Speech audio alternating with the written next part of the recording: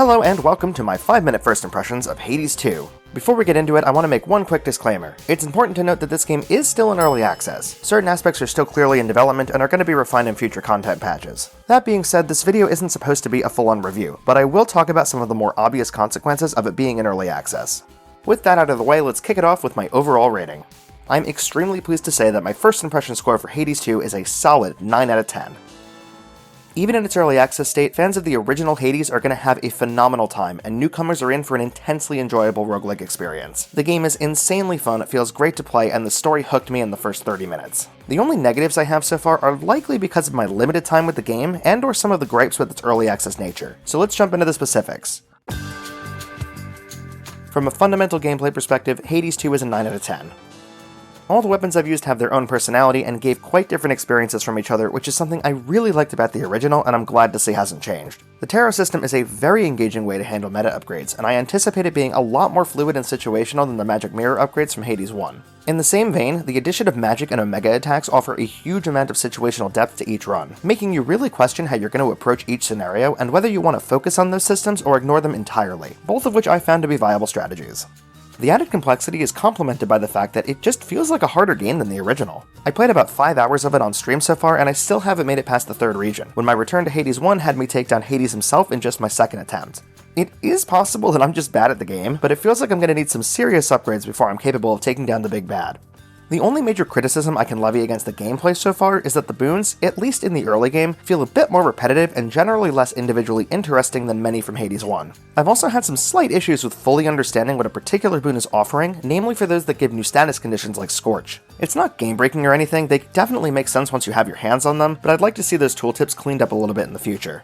Despite that, the core gameplay loop, solid foundational mechanics, and myriad options far outweigh those relatively minor issues. Supergiant's first sequel feels just as good as its predecessor, and brings a lot of interesting twists to old systems that make it feel like a true sequel rather than just an expansion. Before anyone gets up in arms, give me a moment to explain why I'm giving Hades 2 a 9 out of 10 in the graphics department. When it comes down to it, the game is gorgeous. It oozes with style, and each and every character and environment feels rich and nuanced with amazing designs to boot. The primary reason I can't give it a full 10 is that it just isn't finished yet. There's a very noticeable amount of placeholder assets, which isn't a problem considering it's in early access, but it does detract from the overall experience a bit. The most egregious example of this is missing character artwork. Charon, for example, doesn't have a new design just yet, but instead of importing the old one, they use this generic hooded figure that shows up at least one other time that I've seen so far. In a similar vein, all the keepsakes I've gathered so far have just been a placeholder of a ring with a letter tag, rather than the unique and stylized designs you'd expect. Again, the game is in early access, so I can't fault it too much, but I also can't give it a perfect score in this department without seeing how those assets are going to shake out in the end. On a positive note, I absolutely adore almost every single character design the game has shown me to this point. Oh my god, he's f***ing hot! The redesigns of the returning cast show a marked difference and imply loads of development in both their characters and the world they inhabit. The new designs are also excellent, making great use of the source material while complementing the existing characters. As with all their projects, Supergiant has once again knocked it out of the park in the art department.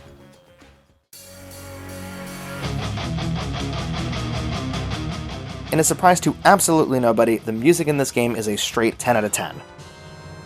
Darren Korb, also the VA for Zagreus and Skelly by the way, kills it like he did both in this game's predecessor and his other works like Bastion. The returning themes from Hades 1 are beautifully incorporated, and the originals are just as good, and in some cases are even better than Korb's already phenomenal tracks. The new pieces range from gloomy to expressive to exhilarating and give the soundtrack a very unique feel while still maintaining a clear link to its namesake. There were even a few occasions that I just had to put the controller down and take in the soundtrack, relishing in the inspired creativity that was clearly a work of passion.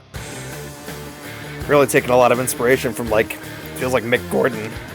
In particular, I am in love with the song, and yes, this is its title, I Am Gonna Claw Out Your Eyes, Then Drown You to Death.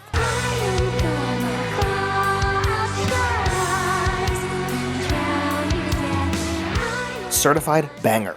I won't spoil it for you, but the fight that song comes from is probably my favorite boss encounter between either of the games so far, simply because of its theming and how well it diegetically incorporates into the gameplay. I doubt he'll ever hear this, but kudos to Mr. Korb for another outstanding OST.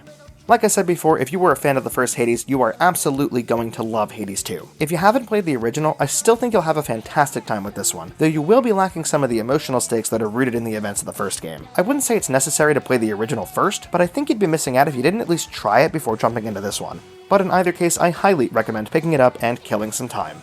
If you like this style of video, throw me a like or leave me a comment and let me know. And hit that subscribe button, because I'd be more than happy to do stuff like this in the future. As always, I hope you have a wonderful rest of your day, an excellent rest of your week, and I will see you guys next time.